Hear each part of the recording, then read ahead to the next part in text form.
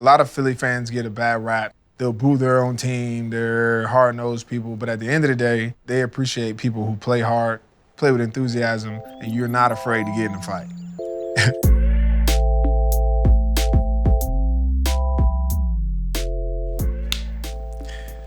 Yo, my bad, it just made me think of that show. You ever watch Drunk History? Do you want that drink with you the whole time? Or Nah, I'm gonna put it down. Otherwise, it's gonna look like an episode of Drunk History. You look good, man. I appreciate it. It's a fitting look, given what's going on. You're a Man of the Year nominee. You're a leader of the Players Coalition. You're a leader in your community. What does this moment feel like for you? I feel like I should be excited and happy and feel like I've accomplished something, but to be honest, like being in the moment, it feels like every time you kind of accomplish something, you climb the hill, you hit the top of that hill, and all you see in the distance is like hills on hills on hills. And so like there's this feeling like that the work is really just starting.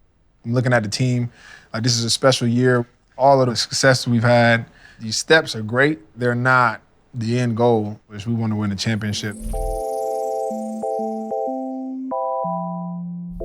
I've watched tons of interviews of great players and I've listened to them talk, and like the amount of confidence they exude is like one that I envy. You would think that, you know, they went their whole career with not a drop of insecurity, not a drop of doubt. And that hadn't been the case with me. In the moment, I can only focus on kind of the next step, the preparation, the work. Especially we talk about the end of the year where everybody else is celebrating holidays. You know, we're playing on Thanksgiving, Christmas, New Year's. You're practicing on those days. The end of the year, you're battling for a playoff position and things ramp up. So while everybody else is enjoying family time, we're usually sacrificing it. So it's a little bittersweet.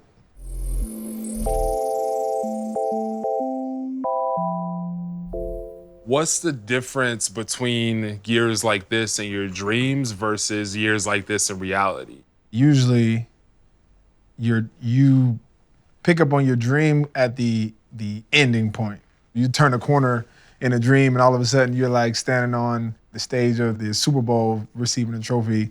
You don't usually dream about the grind and how you got to that point. This league provides a certain lifestyle. That lifestyle only exists if you perform.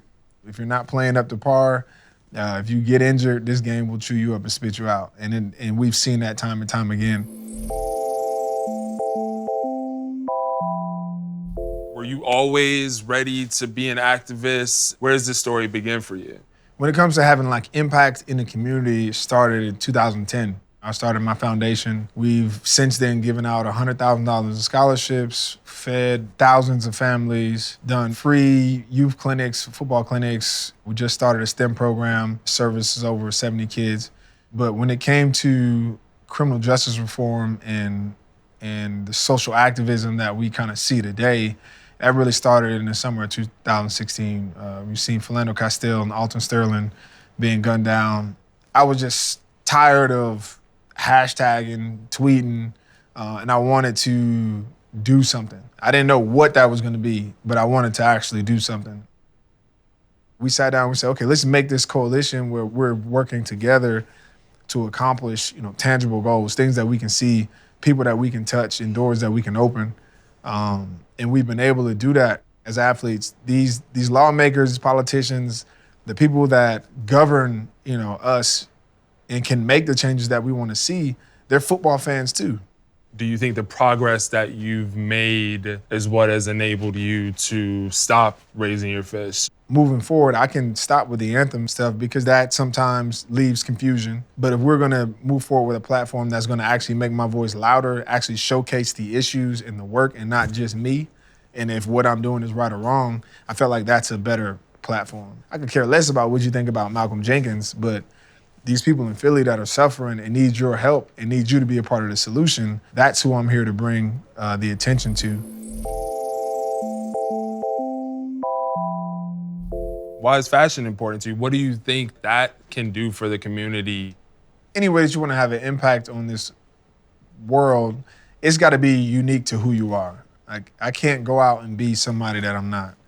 And I think God equips us with specific interests, tastes, and skills that will be unique to you. And so one of the things that I've been passionate about for a few years now is fashion.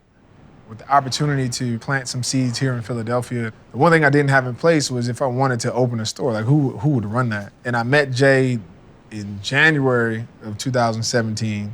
He's a really smart guy. He doesn't really make mistakes, so it's nice to kind of have that pressure and, kind of that support. I make mistakes all the time. It's been good.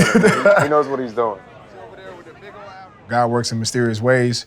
I got introduced to Rhonda Willingham, who's the CEO of Men's Fit, and they outfit men that are either from low-end communities coming out of the criminal justice system, put them through a bunch of different programs to prepare them for job placement, and then outfit them with a suit, completely free. I saw a great opportunity as I'm dealing with, criminal justice reform on this end and fashion on this to just marry the two. At the end of the day, all of these aspects of my life are important. I feel like the sacrifice to keep all of them going is worthwhile. And if you win Man of the Year, what happens? If I win Man of the Year, I'll probably stand on that stage and think about how much more work there is to be done. To get that kind of award doesn't mean that you've arrived, now go sit down and rest. That means that, no, you've been acknowledged for the work that you've done, and we're all looking forward to what you possibly can get done in the future. Like I said earlier, climb that one hill. You'll see more hills off in the distance, but this one that's in front of you is the most important one. Absolutely. Thank you so much. Cool. Can I get my drink back yet?